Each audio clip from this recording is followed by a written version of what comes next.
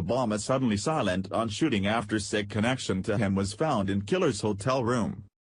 The deadliest mass shooting took place on Sunday night after a deranged anti-Trump psychopath savagely opened fire on a music festival from the 32nd floor of the Mandalay Bay Resort and Casino, killing 59 and injuring 527 others. Now almost 48 hours after the tragic event shook America, we're now learning about the direct link that Obama had to the shooter that the mainstream media is frantic to keep buried. For the past 8 years, Barack Hussein Obama did everything in his power to destroy our country by dividing Americans along political, racial, and economic lines. After taking sledgehammer to our country and our Constitution, Obama then gave America one final parting gift in the final days of his presidency, where he secretly funneled billions of dollars to radical left-wing activist groups. Groups like Antifa have now rapidly risen to power thanks to Obama, where these domestic terrorists are now serving as the militant wing of Obama's shadow government. Now Obama has the blood of Americans on his hands yet again, after what was just discovered about the deranged Las Vegas shooter. As soon as the name of the shooter was revealed by authorities on Monday, we began taking a closer look into the background of Stephen Paddock, where we discovered through conservative investigator Stephen Healy from MilbertTE.com that the shooter was allegedly an anti-Trump activist who attended an anti-Trump event back in August. But as soon as Healy's video began to go viral and was picked up by other credible news sources, the video evidence was immediately yanked from YouTube, as liberals are frantically trying to censor all negative information about the shooter.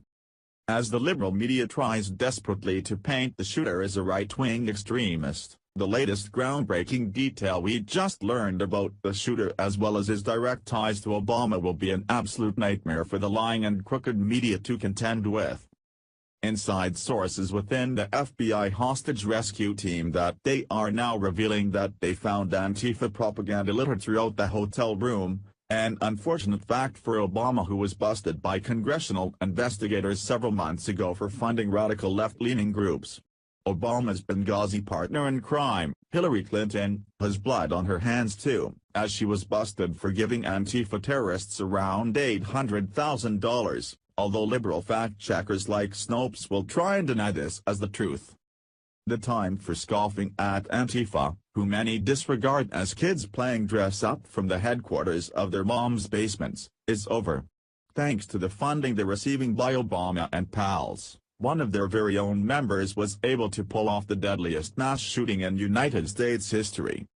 What's incredibly chilling is that 5 days before the massacre took place, conservative commentator Steven Crowder released an undercover video of Antifa, after he and another member of his investigation team were able to successfully infiltrate the terror group after 6 months of going undercover with false identities. Members of the group admitted that the entire premise of the group was to fight fascists, Antifa members' term for conservatives, by whatever means possible, where they're actively plotting to take people out with violence, and are attempting to start a civil war. One Antifa member was secretly recorded handing out knives to other members in order to stab anyone showing up to oppose them. Steven Crowder exposed. Crowder begins the expose by explaining that his team of reporters has been infiltrating this organization for a long time, hard. The result is evidence that is so damning that the authorities ended up thanking Crowder and his team for their work. Are they really an inconsequential group of rabble-rousers? Asks Crowder of the group that has been championed by so many on the left. As the video shows, and as so many around the country have learned over the last year, the answer is a result